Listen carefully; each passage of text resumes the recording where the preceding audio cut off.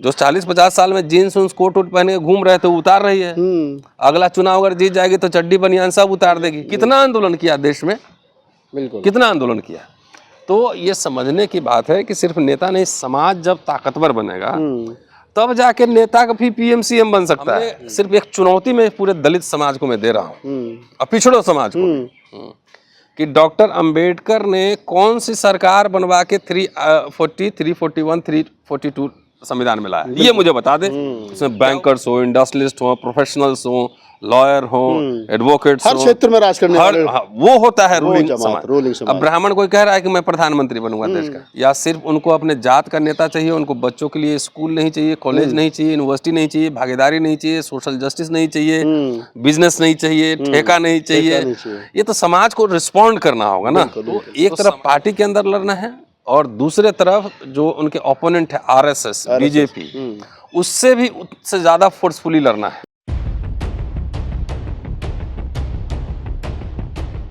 नमस्कार, मैं राहुल नागपाल और आप देख रहे हैं हमारा यूट्यूब चैनल बोल 85। मैं दिल्ली यूनिवर्सिटी में हूं और मेरे साथ प्रोफेसर रतनलाल सर हैं।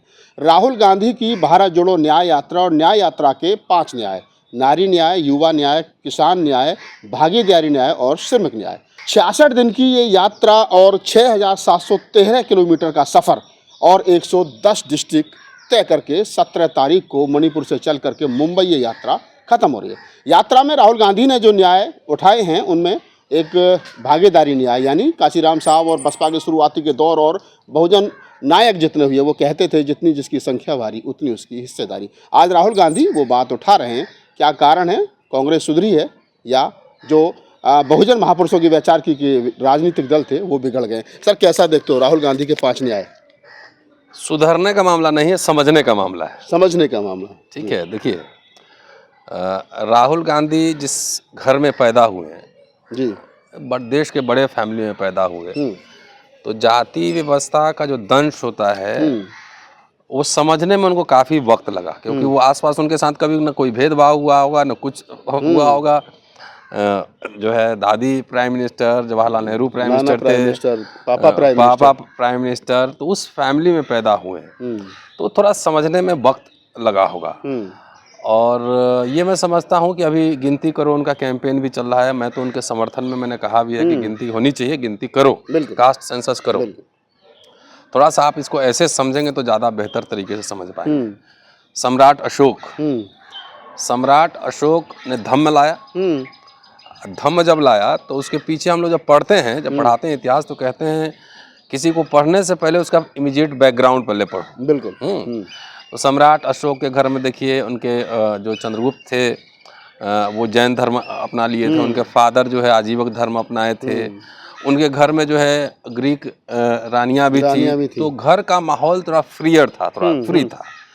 तो उस तरीके से अगर देखेंगे तो राहुल गांधी का जो घर का माहौल है ना, कास्ट से उनको पता भी नहीं होगा शुरुआती दिनों में क्या होता है, लेकिन एक डेमोक्रेटिक सेकुलर डेमोक्रेटिक कल्चर में पले बढ़े हैं। ठीक है ना। माँ इटली की हैं, फादर विदेश में पढ़े, सब दादी प्राइम मिनिस्टर फादर सब लोग रहे, तो उस एटमॉस्फेयर में पढ़े हैं, पले बढ़े हैं।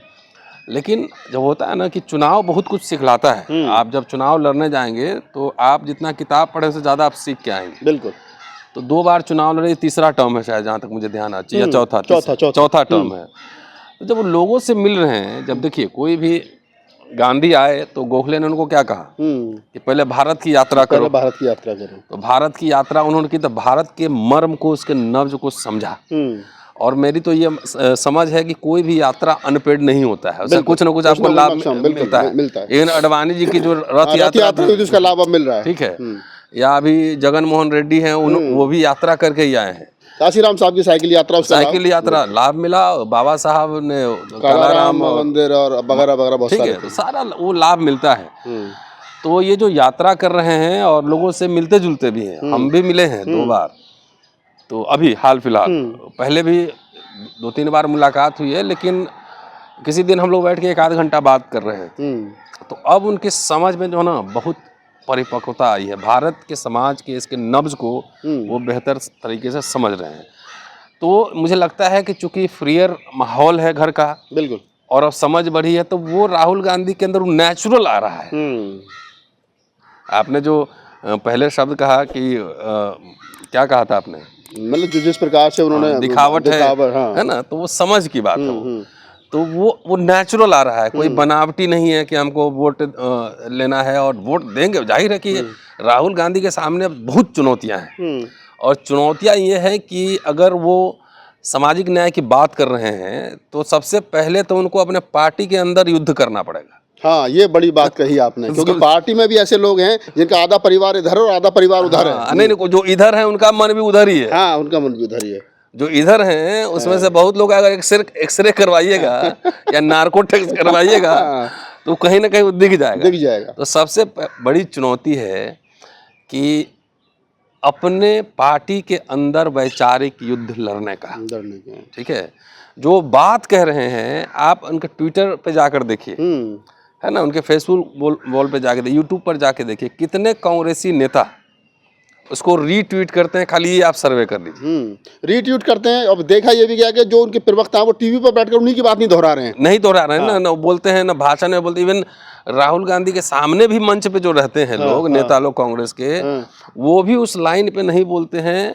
ज्यादातर नेता मैंने जहां तक देखा है, जी खड़गे साहब बोलते हैं, जाहिर है उनका तो नेचुरल है वो, क्योंकि उस बैकग्राउंड से आए हैं वो। जी, तो जितने उसमें लोग हैं ज्यादातर लोग राहुल गांधी के लाइन पे भाषण नहीं करते हैं, न सोशल मीडिया पोस्ट लिख रहे हैं, न प्रेस कॉन्फ्रेंस कर रहे हैं, कहीं मुझे दिख नहीं रहा है। तो इसीलिए मैंने कहा कि पहले राहुल गांधी को वैचारिक युद्ध अपने पार्टी के अंदर करना पड़ेगा। नंबर 1, जैसा आपने कहा कि राहुल गांधी के घर का माहौल वैसा रहा। हाँ। इसको थोड़ा सा ऐसे समझा जा सकता है कि जब लिबरल सेकुलर डेमोक्रेटिक, जब बुद्ध घर में रहे तो राजा के लड़का थे, जब बाहर निकले तो वो फिर बुद्ध हो गए। हाँ जी, तो लिबरल, डेमोक्रेटिक, सेकुलर, जस्टिस का आइडिया, ये सब तो यूरोपियन आइडिया सब है। बिल्कुल। भारत का जो समाज रहा है, जो मेन समाज रहा है, वो तो इनजस्टिस पे आधारित रहा है। बिल्कुल। तो एक तरफ पार्टी के अंदर लड़ना है और दूसरे तरफ जो उनके ओपोनेंट है आरएसएस, बीजेपी, उससे भी उससे ज्यादा फोर्सफुली लड़ना है। तो ये 2 वेज, 2 तरफ लड़ाई लड़ना है, पार्टी के अंदर भी और आरएसएस बीजेपी से भी। मैं ये समझता हूँ कि राहुल गांधी, मैंने पहले कहा कि जिस कटोरी चम्मच में खाए हैं उनको ये सब बोलने की क्या जरूरत। बिल्कुल। बहुत सारे सोशल जस्टिस के नेता हैं, अपने आप को अंबेडकर और लोहिया, पेरियार कह रहे हैं। दक्षिण का तमिलनाडु को छोड़ दीजिए, तो खाली सबके स्टेटमेंट का एनालिसिस कर लीजिए, तो कोई ये बात नहीं बोल रहा होगा। खाली वो सब खाली नेता बनने के चक्कर में पागल है, हवा में है सब। हवा में है। तो कोई इतना नहीं बोल रहा होगा डेप्थ से जितना कि राहुल गांधी ये बात को बोल रहे हैं, हर सभा में बोल रहे हैं। जाति का जनगणना हो, भागीदारी का भागीदारी हो, बैंक हो, लोन हो, तमाम लोगों। अब तीसरी चुनौती जो सबसे इम्पोर्टेंट चुनौती है, जिसे मैं समझता हूँ कि क्या दलित, पिछड़ा, आदिवासी समाज, मैं नेता नहीं कह रहा, मैं समाज कैसे रेस्पॉन्ड करेगा। क्या यह समझने के लिए तैयार है, या सिर्फ उनको अपने जात का नेता चाहिए, उनको बच्चों के लिए स्कूल नहीं चाहिए, कॉलेज नहीं चाहिए, यूनिवर्सिटी नहीं चाहिए, भागीदारी नहीं चाहिए, सोशल जस्टिस नहीं चाहिए, बिजनेस नहीं चाहिए, ठेका नहीं चाहिए। ये तो समाज को रिस्पॉन्ड करना होगा ना। तो समाज कैसे रिस्पॉन्ड करता है, खास तौर से मैं कह रहा हूँ दलित, पिछड़ा और ट्राइब, कि अगर इस बात को समझेगा कि हमें अपने जात का, अपने समुदाय का सिर्फ नेता नहीं चाहिए, हमें समुदाय की भागीदारी चाहिए, हमें व्यक्ति को नहीं हुक्मरान बनाना है, हमें समाज को हुक्मरान बनाना, समाज को हुक्मरान बनाना। तो समाज, बाबा साहब ने भी तो ही कहा था, शासक जमात बनानी, शासक जमात बनानी। तो इसको लोग आधा पढ़ा है, पढ़ा है कि शासक बनना है मुझे। जमात का मतलब होता है एक बड़ा बुर्जुआ क्लास, एक बड़ा मिडिल क्लास, उसमें बैंकर्स हो, इंडस्ट्रियलिस्ट हो, प्रोफेशनल हो, लॉयर हो, एडवोकेट्स हो, हर क्षेत्र में राज करने वाले, वो होता है रूलिंग समाज। अब ब्राह्मण कोई कह रहा है कि मैं प्रधानमंत्री बनूंगा देश का, बिल्कुल, कहीं सुना है? ठाकुर कोई कह रहा है? नहीं कह रहा है ना। कायस्थ कोई कह रहा है? नहीं कह रहा है, क्योंकि उसको पता है कि नरेंद्र मोदी भले प्रधानमंत्री है, लेकिन एजेंडा काम हम लोग का कर रहे हैं, सारा बिजनेस हमें मिल रहा है, सारा सुविधाएं हमें मिल रही हैं, सारे अपॉइंटमेंट हमें हो रहे हैं। तो वो अपने समाज को लेकर चिंतित है, और हमारा समाज अपने नेता को लेकर चिंतित है। हाँ, ये बड़ी बात है, समझ गए? कि कोई पीएम बन रहा है, कोई सीएम बन रहा है, उसके लिए 272 सीट लानी जरूरी है। बच्चा भी कोई बता देगा, 9वीं का बच्चा भी, कि हाँ पॉलिटिकल पावर आता है ना तो बहुत सारी समस्याएं ठीक हो जाती है, बच्चा भी बता देगा। ये रॉकेट साइंस थोड़ी है। लेकिन ये बताओ कि पॉलिटिकल पावर आएगा कैसे? ठीक है। तो मैंने समाज की बात इसलिए की कि देखिए, जगदेव बाबू भी नारा दिए थे, 100 में 90 शोषित है, 90 भाग हमारा है। कांशीराम जी भी नारा आगे बढ़ाए। तो इतने दिनों में समाज ने कैसे रिस्पॉन्ड किया, समाज कैसे देख रहा है, ये मेरे चिंता का विषय है। बिल्कुल। जगदेव बाबू को भी क्या सपोर्ट हुआ, उनका बेटा ही बीजेपी आरएसएस में चला गया। कांशीराम जी नारा दिए, अल्टीमेटली बीजेपी के साथ सरकार बनवाए, सरकार बनवाए, 3 बार बनवाए, 3 बार तो प्रत्यक्ष रूप से, आज चौथी बार अप्रत्यक्ष रूप से। तो अगर देखिए हमसे लोग नाराज होते हैं, हमने सिर्फ एक चुनौती में पूरे दलित समाज को मैं दे रहा हूँ, और पिछड़ों समाज को, कि डॉक्टर अंबेडकर ने कौन सी सरकार बनवा के 340, 341, 342 संविधान में लाया, ये मुझे बता दे। क्या वो प्राइम मिनिस्टर बने थे, क्या वो सरकार बनाए थे, क्या था, कौन सी सरकार बना के लाए थे वो मेमोरेंडम से, आर्गुमेंट से बहस करके, लोगों को कन्विंस करके तब वो प्रोविजन दिलवाए थे ना संविधान सभा में। और यहाँ कह रहा है कि पीएम बनाएंगे तभी ये सब ठीक होगा, तभी सारी समस्या का समाधान होगा। तो मैं ये समाज को ये समझाने की कोशिश कर रहा हूँ कि राजनीति अधिकार किश्तों में मिलता है, संघर्षों से मिलता है। बगैर संघर्ष के, बगैर नेता बन जाएगा तो 131 सांसद तो बैठा ही हुआ है। उन्होंने क्या कर लिया, कितना आंदोलन किया देश में, बिल्कुल कितना आंदोलन किया। तो ये समझने की बात है कि सिर्फ नेता नहीं, समाज जब ताकतवर बनेगा तब जाके नेता का भी पीएम सीएम बन सकता है। हम मेरे पास चंदा देने के लिए चवन्नी नहीं है और हम सोचेंगे कि हम पीएम हो जाएगा। जगजीवन राम कहीं ना कहीं कहते थे ना कि अगर समाज मजबूत होगा तो नेता अपने आप मजबूत हो जाएगा। अरे भाई मैं तो कह रहा हूँ इतना पार्टी दलितों का बना, जगजीवन राम तो कहते ही थे कि सब, इसीलिए लाखों नौकरियां उस समय मिली। इतनी पार्टी बनी हुई है, मुझे एक खाली एग्जाम्पल बता दो दलितों की जितनी पार्टी बनी हुई है कि राष्ट्रीय नीति बनवाने में, सामाजिक न्याय को लेकर नेशनल पॉलिसी बनवाने में कोई कंट्रीब्यूशन रहा हो। आप बता दो मुझे याद नहीं है। नहीं, कोई नहीं है कि हमारा आरक्षण 15 से नहीं 17.5% किया जाए, प्रमोशन, कोई पार्टी, दलितों की कोई पार्टी कोई आंदोलन किया हो, कोई आपने सरकार को समर्थन भी दिया हो तो कम से कम एजेंडा सेटिंग करवाया हो, ये भी तो हो। एजेंडा कोई सेटिंग नहीं हुआ, ना कोई मंत्री बना, ना एजेंडा सेटिंग हुआ। अंत में सर एक सवाल ले लेते हैं कि राहुल गांधी की भारत जोड़ो न्याय यात्रा में जिस प्रकार से Rahul Gandhi SC ST OBC के मामलों को लेकर के बहुत ज़्यादा गंभीर हैं, महिलाओं को लेकर के, श्रमिकों को लेकर के, भागीदार, तो क्या इस देश का SC ST OBC समाज वो सारी चीज़ें समझ पाएगा जो राहुल गांधी जिस बात को उठा रहे हैं, उस विचार से वो जुड़ पाएगा? वही तो चुनौती है, मैं कह रहा हूँ। इस समाज को अपने जात का नेता चाहिए कि समाज को सशक्त बनाना, यही तो चुनौती है। यही तो कह रहा हूँ। मेरे लिए तो हम रोस्टर का आंदोलन लड़े, तमाम आंदोलनों में हम लोग रहते हैं कि मैं तो ऑलरेडी प्रोफेसर था, मुझे क्या, रिजर्वेशन खत्म हो जाए यूनिवर्सिटी से मुझे क्या फर्क पड़ता है, मैं तो ऑलरेडी हूँ ना। बच्चे विदेश चले जाएं, क्या जरूरत है। तो साल भर जो इतनी लड़ाइयाँ हुई, जेब से अपने नोट कूटे गए, तो किसके लिए? क्योंकि मुझे आने वाली पीढ़ी के भविष्य की चिंता है ना। नेता तो आते जाते रहेगा, है ना, जब संस्थान रहेंगे, एक मिडिल क्लास रहेगा, तो उससे जो है ना, उससे समाज सशक्त बनता है। भले जिसको जैसे जिसका यहाँ जड़ हो गया उसको मैं नहीं समझा सकता, लेकिन आने वाली नस्लें जो है वो, आने वाली, भाई RSS BJP क्या कर रही है? जो 40-50 साल में जीन्स उन्स कोट वोट पहने के घूम रहे थे उतार रही है। अगला चुनाव अगर जीत जाएगी तो चड्डी बनियान सब उतार देगी, बिल्कुल, है ना। आप एक बार बताओ ना, लोग कहता है ये 90 में आया लिबरलाइजेशन, प्राइवेटाइजेशन, ग्लोबलाइजेशन, तो कोई बताएगा कि उस समय कितने कंपनी बेचे गए थे?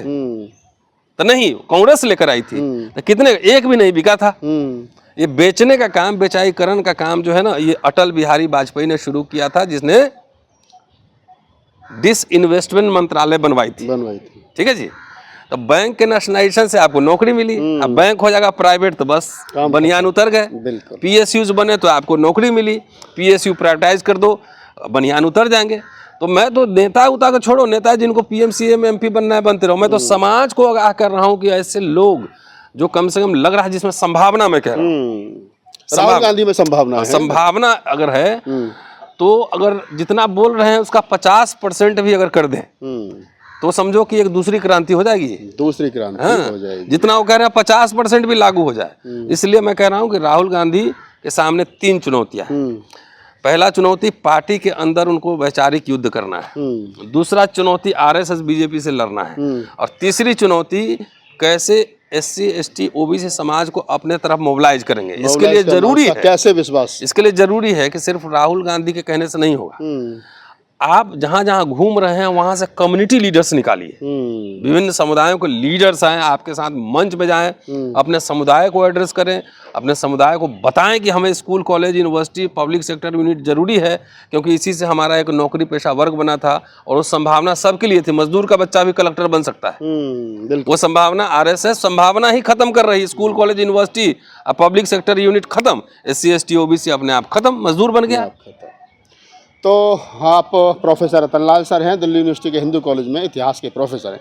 हमने बातचीत इसलिए की कि राहुल गांधी की भारत जोड़ो न्याय यात्रा के 5 न्याय, जैसे मैंने इस वीडियो के स्टार्टिंग में बताया, वो यात्रा लगभग 6713 किलोमीटर की यात्रा अब 17 तारीख को मुंबई में ख़त्म हो रही है, जो मणिपुर से शुरू हुई थी।